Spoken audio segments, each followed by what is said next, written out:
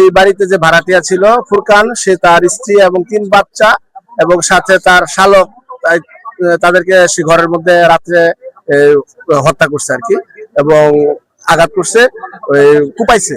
এবং তার 3টা বাচ্চা, 3টা মেয়ে, একটা মেয়ের বয়স আনুমানিক 14 বছর, একটা 10 বছর, একটা 2 বছরের বাচ্চা। আর তার ওয়াইফকে সে জুয়েলারি এবং কাপড় এগুলি পরায়া তারপরে জানলার সাথে বাইজা তারপরে হত্যা করছে আর কি। 5-6 মাস যাবত আমরা যেটা শুনছি, উনি 5-6 মাস থাকতো। ও একটা প্রাইভেট কার চালাতো, আর ওর প্রাইভেট কারটা মাওনাতে একটা ইয়ের মধ্যে ওই চায়না কোম্পানিতে সে ভাড়া দিত, ওইটা দিয়ে সে চলতো। এবং সে নেশাগ্রস্ত ছিল, ভিতরে ওই মটটপ এগুলির ইয়েও ছিল। ওই যে তার যে আত্মীয়রা গোপালগঞ্জ থেকে আসছে, তারা ভিতরে গেছিল, তারা এটা দেখছে এবং বলছে আর কি। আমরা আপাতত যেটা জানতে পারছি যে এখানে তাদেরকে পারিবারিক কলহ তো অবশ্যই ছিল, যে এটা আকস্মিক একটি ঘটনা এমন না যে পূর্ব পরিকল্পিত, আমার কাছে মনে হয় নাই যে আকস্মিক কলহের কারণেই তারা এখানে হত্যাকাণ্ড ঘটে। এখানে তার শ্যালককে সে ফোন দিয়ে নিয়ে আসে গতকালকে একটি চাকরির কথা বলে, যে যার বেতন ধরা হয় 19,000 টাকা, একটা চায়না গার্মেন্টসে চাকরির কথা বলে সে নিয়ে আসে। এবং আসার পর আস্তে আস্তে রাত হয়ে যায়, এবং রাত হওয়ার পরে ঘুমন্ত অবস্থায় আসলে এই হত্যাকাণ্ড গুলো হয়।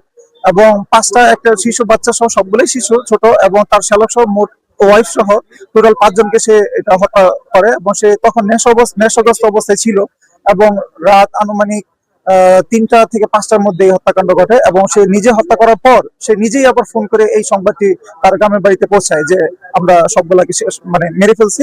তখন তারা 6টার দিকে গোপালগঞ্জ থেকে রওনা দেয়, এবং এখানে 8টার দিকে এসে পৌঁছানোর পর আসলে আমরা এলাকাবাসী জানতে পারি যে এই অবস্থা। ফুরকানের শ্বশুরবাড়ি গোপালগঞ্জ সদরে, সরকারের বাড়িও গোপালগঞ্জ, এখানে তারা ভাড়াটিয়া হিসাবে ছিল। এখানে আনুমানিক অনেকদিন যাবত এখানে মোটামুটি তারা এলাকায় পরিচিত হয়ে গেছিল থাকতে থাকতে আর কি। বাড়ির মালিক ছিল প্রবাসী আর কি। আসলে যা শুনতেছি, আমরা তো আর সচক্ষে দেখি নাই, তো যেটা সত্য এটা সে নিজেই নাকি শালককে এখানে নিয়ে আসছে, তাকে অন্যথায় চাকরি দিবে, ভালো মানের চাকরি দিবে। তারপরে সে নিজেও নাকি নিজেই এই খুন খারাপি কইরা তারপরে আবার ফোন করছে তার বাড়িতে যে আমি সবাইকে হত্যা করছি।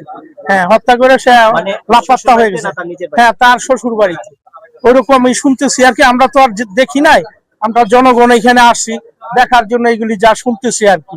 আইন শৃঙ্খলা বাহিনী আছে, আমাদের উপজেলা টিউনু সাহেব আছে, থানা পরিদর্শক আছে, থানা থেকে সবাই দেখতেছে এখন সরজমিনে, আর তদন্ত করতেছে। এখন কি হয় আল্লাহ পাক জানে আর কি।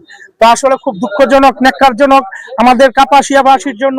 এরকম একটা এই ফার্স্ট, আমাদের এরকম কাপাসিয়াতে এরকম কখনো হয়নি, আর আশা করি ভবিষ্যতের জন্য না হয় আর কি।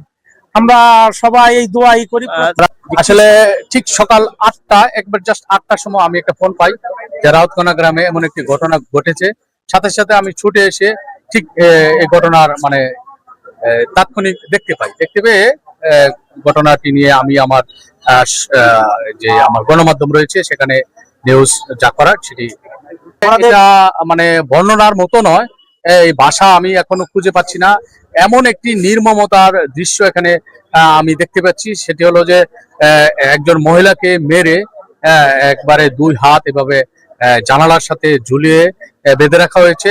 মহিলার মুখে কিছু একটা কাপড় জাতীয় ঢুকিয়ে রাখা হয়েছে যেন শব্দ না করে।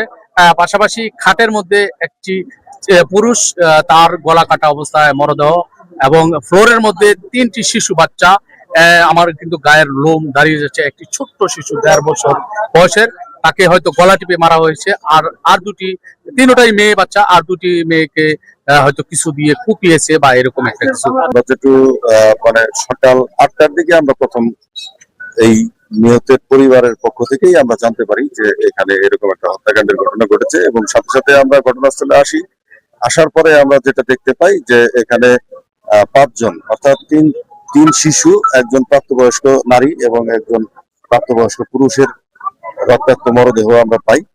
এবং আমরা প্রাথমিকভাবে জানতে পেরেছি যে এই বাড়ির যিনি গৃহকর্তা, অর্থাৎ যে মহিলা মারা গিয়েছেন, তার সন্তান সহ তার স্বামী, অর্থাৎ স্বামীর নাম হচ্ছে ফোরকান পেশায় একজন গাড়ি চালক। তিনি এই ঘটনা ঘটিয়েছেন বলে আমরা প্রাথমিকভাবে সন্দেহ করছি। বাকিটা আমরা তদন্তের পরে বলতে পারবো।